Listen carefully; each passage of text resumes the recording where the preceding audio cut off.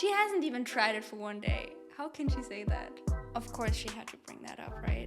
Where is the muscle waist of Ted Carr? Where's the muscle waist of Chris Kendall from the Raw Advantage, of Dr. Douglas Graham? What's going on, everyone? And welcome to another reaction video. It is so awesome that you're here, and today we're going to react to one of Abbey Sharp's videos, because she actually did a reaction video to Paige Shay, and today I'm going to react to what she has to say about her, because if you don't know Paige Shay yet, she is an absolutely awesome influencer, YouTuber, Instagrammer. She also promotes the same kind of lifestyle as me, lots of fruit, lots of fitness, lots of health and vitality. And today we're gonna check out what Abbey Sharp has to say about her. And I already have some guesses where this video might go, but I still haven't watched it. So I'm very excited to watch it together with you guys. So let's get into it. Today we're going to be revisiting a super problematic diet that I thought we had put to bed like 8 years ago. But here we are, another beautiful fit blonde on social media. In what reality have we put this diet to bed? Like, I feel the opposite is the case. This diet has actually been booming for the last couple years. Freely, Fully Raw Christina, Chris Kendall. There's so many people who are spreading this message. Also like Damien and Fabio. So many people. And I feel like also more and more smaller accounts are starting to pop up, which is so wonderful. So I don't really feel like we have actually put this diet to bed, just to put that straight right away. Media making a meal out of a crate of bananas. Yep, we're talking about the infamous Raw Till 4 high carb, low fat, low protein diet consisting largely of fruit, lettuce, and potatoes. If this sounds familiar to you, you are probably an OG Abbey's Kitchen fan, so thank you guys so much for your... Well, it does sound familiar, but I'm not an Abbey Sharp fan. So the reason this sounds familiar to me is because I'm also doing this way of eating. Loyalty, we love that. But it's because I actually got my start here on YouTube debunking this dangerous raw vegan frugivore diet, made famous by, well, another beautiful fit blonde. So there was a time when I was receiving hundreds of messages and emails and DMs from young girls following this diet and suffering from horrendous outcomes. Hair loss, raging blood sugars, acne, severe IBS flares, muscle wasting, amenorrhea, and a lot more. It is also not lost on from horrendous outcomes. Hair loss, raging... Okay, so the first thing I want to address here is the hair loss. My hair actually has gotten a lot thicker the more I've been embarking on this lifestyle, so I've been slowly transitioning. And yeah, so my hair actually got thicker. The times where my hair was the thinnest was, I'm not sure what kind of diet Abbey Sharp promotes, but I think from having, like in the back of my head, having watched some of Freely's videos about Abbey Sharp, it is something relating to low carb and lots of animal products. And when I was eating that kind of diet back in my teenage years, low carb, low calories, that's actually when my hair was really thin. So that's the first thing I want to address. And the other thing is the raging blood sugar. So there are actually a lot of people on the internet here promoting a high carb lifestyle who have their blood sugar level results shown, like their blood test results. And even Nutrition by Victoria did a video once where she would eat a ton of fruit throughout the day and she would measure her blood sugar throughout the entire day, and it was super stable. And the key here is really to not eat a ton of fat. Yes, if you are eating a whole bunch of cashew butter, nut butter, avocados, tahini with your fruit, then you are going to experience blood sugar problems. I'm going to promise you that. But if you keep it low fat, then you won't. And for me personally, I don't even crave eating a ton of fat with my fruit anymore, because if I do, then I'll just feel lethargic and tired afterwards. So like my body is craving to eat the pure fruit without the fat.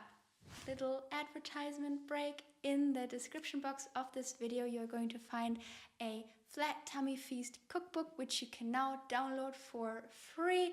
And this will help you get a flat and lean belly, even while eating abundantly and eating the carbs and enjoying your food.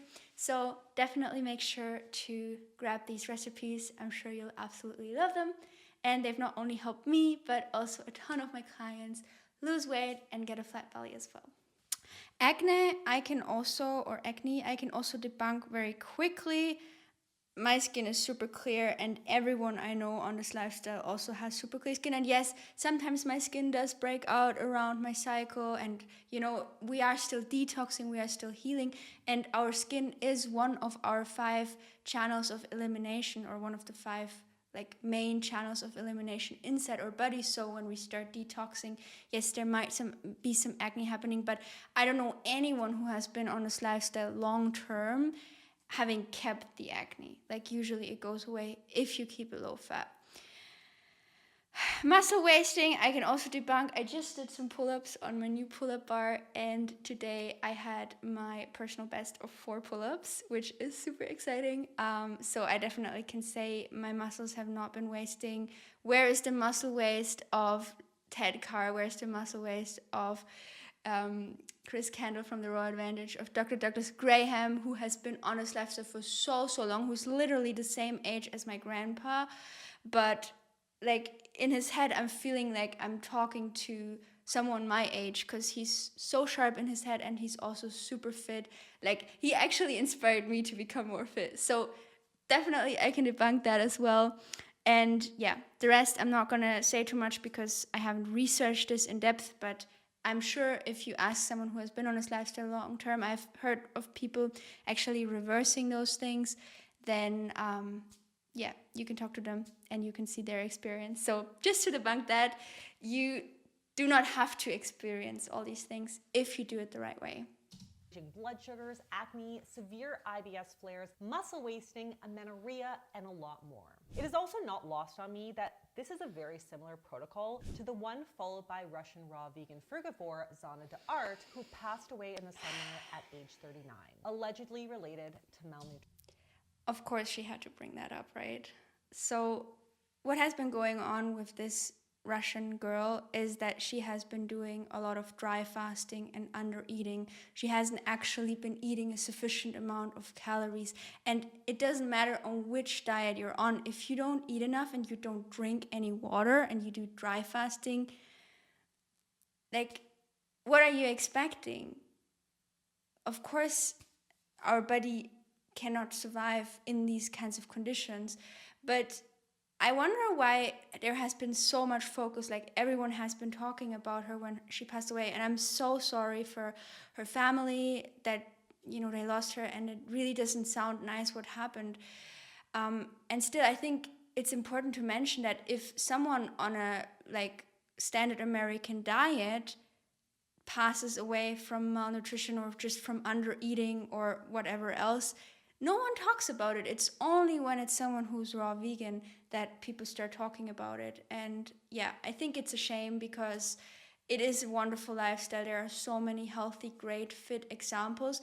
But where do you see articles about these people on the media? Like, about the people who actually reversed their health conditions with this kind of diet. You don't see these articles on the internet. You just see when there's this one time where something happens. So you can see I do feel a bit not so nice about it, because I've also been receiving quite a bit of comments about people being concerned about this. And yeah, so just wanted to point that out, that of course she needs to mention that. Nutrition.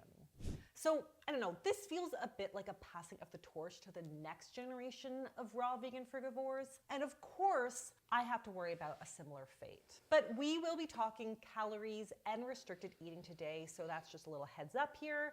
And if you're not already subscribed, I would love if you lose weight or to get rid of cellulite. Newsflash, there is no diet specifically to do that. What I eat in a day so I can eat as much as I want and never have to worry about weight gain. For breakfast, I'm having 4 pounds of watermelon. For lunch, I'm eating 5 envy apples. For a snack, I'm having a cluster of green grapes. And for dinner, I've got a fresh, crispy romaine salad along with yellow curry potato soup. Now, this is dangerous and frankly just an incorrect assertion. It doesn't matter what kind of diet you want to follow, keto, Weight Watchers, calorie counting, or raw till 4, weight loss or weight gain comes down to calories. And if this works for Paige or for others, it's because you've been able to create a calorie deficit, not because it's super satiating. In fact, despite this diet being made up of only fruit and vegetables, it is super low in hunger-crushing compounds. Now, I'm not 100% sure what That I disagree with. So, as I already shared in the beginning of this video, I used to follow a low carb diet in the past, and never have I felt so undercarb, hungry, like blood sugar levels imbalanced, because my body really wanted the carbohydrates. And the opposite is the case now. Now that I'm eating all this fruit, this high water content fruit, which really fills me up, I actually feel satiated, while still, being able to slim down. So I personally think there isn't a better diet you can get on for the factor of feeling satiated while also slimming down than this lifestyle. You don't actually need to feel any hunger whatsoever to slim down. And I don't know of any other diet where that's possible other than taking weight loss drugs. And the reason for that is because satiation isn't just about calories. Because if you were to eat like a burger from McDonald's, I don't even know how these things are called, and the same amount of calories from a banana smoothie, like, you would feel satiated so much longer, and you would have such a nicer feeling of satiation from the banana smoothie, because it doesn't just have the calories, the banana smoothie, but it also has the volume, so it fills up your stomach, and it also has the nutrients. So satiation really comes from calories, nutrients, and from volume, and not just from the calories. And also, the reason the banana smoothie has more nutrients, I think we don't need to talk about that it's obvious that a burger from McDonald's, or even like a bread with some, I don't know, chicken breast or whatever, has less nutrients than a banana berry smoothie, where the berries and the bananas are just filled with nutrients, vitamins, antioxidants. And yeah, it's just a great powerhouse as well, on top of satiating you with the volume and the calories. what's in the soup, but I estimated around 2,000 calories, 34 grams of protein, 19 grams of fat, and 54 grams of fiber. And sure, the fiber is a lot higher than the national average, but it only makes up about 12% of total carbs. Not great when we're not even hitting the bare minimum protein targets. So I would argue that most people would not feel very full at all on a diet like this. And if you did, She hasn't even tried it for one day. How can she say that? it would be because of the sheer volume or low caloric density of the foods, which she elaborates. It would also be because of the nutrient density and the calories, because fruit still has calories. On here. The average American has about 4 pounds of food every day. I eat over double that. I always start my morning off with half of a watermelon, which comes out to 4.5 pounds. Next up is 6 bananas at 1.3 pounds. For dinner, I eat this entire bowl of soup, which has 2 pounds of potatoes in it. I also have a large salad that weighs about a half a pound. The fact that eating 8 pounds of food is treated as like a flex is kind of a red flag to me. Now, I'm not diagnosing anyone with anything. I'm simply going to speak from my own experience as a dietitian and also someone who has had an eating disorder. But bragging about my massive meal portions was exactly what I used to do to try to hide my disorder. You know, I was like, look at all the food I eat. There can't be anything wrong with me. Look, I eat. See? I eat a lot. And honestly, it kind of worked. Like, people saw me eat a lot, so they were thrown off on any suspicions that something was wrong. But eating massive amounts of ultra low calorie foods in an attempt to stretch the I wouldn't really say that it's just low calorie food that Paige and, we all fruit-based people are eating. Bananas, I mean, they're lower in calories definitely than oil, but they still have a decent amount of calories. Potatoes do too. So, and honestly, like, I think as long as you're not stuffing it in and you're like feeling so full at the end of the day that you can't even go to sleep, I think it's pretty cool to be able to eat these big volumes. Like, I don't really know anyone who doesn't enjoy eating big bowls of food. I definitely do. I don't want to eat so much that I'm just not able to move anymore because I'm so full.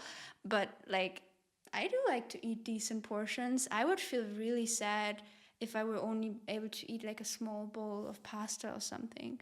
So yeah, just wanted to point that out. Vagus nerve and like tricked my body into thinking that I was truly nourished was a clear sign of my ED. You know, I just wanted so badly to feel full, like super full, like physically a full belly. Yeah, exactly. And that's what I'm talking about. Like, that's not what we want. We want to eat so much where we just feel comfortably full. And if you've been on this lifestyle for a little while, your microbiome has adjusted well enough that it's not a problem. Like, you're actually also going to feel really, really satiated. Like, today I had also half a watermelon for breakfast. And then also really, really important, you know, I don't just stuff it in real quick. I really sit down and take my time. I chew it, and then it doesn't really matter for me that it is maybe a little bit more in volume because most of it is water. And then I had like a banana smoothie, and then in the evening I had like a big bowl of buckwheat and veggies. But it wasn't like the portions weren't as big, so big that I couldn't like move afterwards anymore. It was still decent, but I felt super satiated after every meal, ready to continue doing what I was about to do. So yeah. And the only way to do that while not gaining weight was to eat massive amounts of lettuce, broth, and water-rich fruit. Obviously, there is some merit to consuming more high-volume foods when on a weight loss diet, and that doesn't necessarily mean one has an ED. I mean, we've got lots of research to support that method. But I think it's important to remind ourselves that even if you can hack your brain into thinking it's full by filling your gut with a ton of water and bulk, the likelihood of feeling satisfied is super, super slim.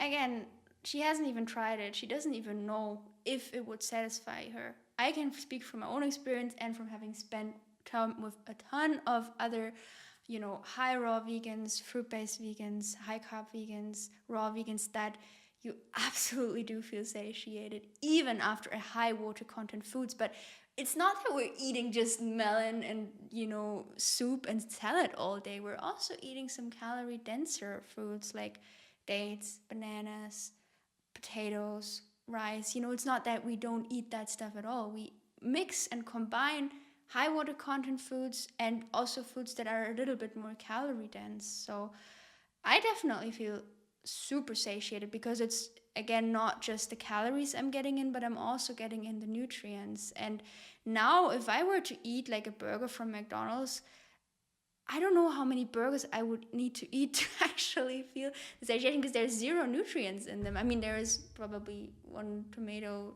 piece and lettuce leaf, but it's not the nutrient density I'm used to now on this diet. So, like, I ran that race and it was very short-lived. You cannot marathon it out on a hyper-restrictive diet like that without it completely messing with your head. And this sentiment from Paige on oils also feels very, very familiar. The next thing I stopped eating was oil. I was all into the keto vibe. And the thing is like, oil is not satiating and satisfying. Oil does not fill you up. All oil does is just give you extra calories without actually giving you any bulk behind those calories, without actually filling you up and making you full and satisfied. I was very strong keto, so I was like 80% of my diet was fat. My stomach was never getting filled up. It was just a bunch of high-fat foods that I was eating. First of all, I generally think it's a red flag when I see folks yo-yo from one extreme diet to another. Like, case in point, high-fat keto to low-fat raw vegan. Like, why do we need to make eating... I wouldn't say that Paige has been yo-yoing between so many extremes. Like, almost everyone I know on the high carb vegan lifestyle has been doing the keto or low carb thing at one point. And I think that's why we're on this lifestyle right now, because we've realized back then that this lifestyle isn't serving us. We're not feeling energized. We're not feeling like this is the way we humans are supposed to eat. This is not the way, like, we have been created on this earth, like our human body. Like, in what world would it make sense for us to derive our energy from something that we don't feel like eating? Oil, for example. I don't really feel like eating oil, and I don't know anyone else. Most people I know who eat oil are just thinking it's the healthy fats, you know, the extra virgin olive oil or the MCT oil. I don't really know anyone who feels like it, but everyone I know who has been doing keto, including myself, and I also, a very good friend of mine is doing keto currently, it's always this feeling, oh my gosh, I would love some fruit right now. I would love some carbs right now. Like, in what world would it make sense that our human body would be designed to eat a diet that just makes us crave something that we can't have? I mean, yes, it is a little bit of a tricky question, because in a way, when you first initially come to the high carb vegan lifestyle, you might also experience some cravings for junk foods, but I found that only happens when you haven't eaten enough. So that's why it's very important in the very first time of initially coming to this lifestyle to count your calories, potentially, to make sure you're eating the proper amount and you're not in a super huge calorie deficit, which might have you feel tempted towards junk food. So let's watch one more thing, and I think then I'm gonna wrap up this video. But if you want a part 2 where I react to the other half of the video, then let me know in the comments below. I can definitely do it, but I don't want these videos to be too long. It's so complicated. No, but seriously, here is my take on oils and fats while trying to lose weight. Fats contain more calories per gram than protein or carbs, but they are also very slow digesting, so they stabilize our insulin levels and keep you feeling fuller for longer. Now, when weight loss is the goal, in what reality does eating oil stabilize your insulin levels? I think that only happens when you simultaneously also decrease the amount of carbohydrates and sugar in your diet, which, please, whatever you hear online, don't restrict carbohydrates and sugar in order to lose weight or stabilize your blood sugar. Just eat less fat and it's going to stabilize. I do think we want to get the bulk of our healthy fats from whole food sources where they are bundled up with other hunger crushing compounds. So avocado, for example, is rich in healthy fats and fiber. Nuts have healthy fats, protein, and fiber. Salmon has healthy fats and protein, etc. Now, I do agree on avocados and almonds being, if you had like a spectrum of which fats are more optimal and which are not as optimal, then definitely avocado especially would be very high up there, because it also has fiber and a high water content. And nuts are still all right too. I don't eat them too much, but still way, way better than oil for sure. But yeah, the salmon, I do not agree, especially because we also need to actually harm an animal in order to be able to eat, which I think is not necessary. Oils are just pure fat, aka they are only one hunger crushing compound. But that doesn't mean they don't contribute to fullness or satisfaction, or that they cannot fit in a weight loss diet. On the contrary, research suggests that added oil does help to reduce appetite and hunger hormones when added to our meals. It also makes food taste better, which is super important for the satisfaction piece. Like, I would be so miserable eating dry lettuce with no dressing. You bet. Okay, that's the last thing I'm gonna react to. You do not have to eat dry lettuce. I'm gonna link a video of Fully Raw Christina in the description box on how to make nice salads, where you can see she has a really good video explaining like how to build a really, really good salad. But you absolutely do not need to deprive yourself of incredible salads. And I love my salad so much, and never ever do I put any oil or even nuts on it. I do amazing dressing sauces with, hemp seeds, lime, and dates, for example. If you blend that up, you can also add some spices in there, some dill or some coriander or some garlic. It's incredible. So definitely you can eat satiating salads without the oil. So yeah, it's just a little bit unnecessary, in my opinion, to add the oil. It just adds extra calories. I don't know about that satiation factor. If there is some truth to it, it might be. But I also think, what's the point of slowing down your digestion to trick your body into actually feeling more satiated? Why not eat something that actually satiates you, because it has the nutrient density, it has the volume, it has the calories? Why not do that instead of tricking your brain into feeling satiated by slowing down your digestion? So yeah, that's, I guess, the final words, the final wrap up. I also just want to say real quick, I'm not having anything against Abbey Sharp. She's probably a wonderful woman, and I think it's important to know that, I still support her. She's on YouTube, she's sharing, she's helping people. But I have such a deep desire to bring clarity into this whole conversation, and I'm always open for debate. If you have a different opinion, you can always feel free to leave a comment in the description box, or not in the description box, but in the comment section down below. But in the description box, you'll also find my Flat Tummy Feast cookbook if you want some recipes that you can prepare on this high carb, low fat vegan lifestyle that will absolutely help you get that flat belly even after you have already eaten a ton of food. And if you want some more reaction videos, then check out the reaction video playlist. I'll see you in the next one. Bye!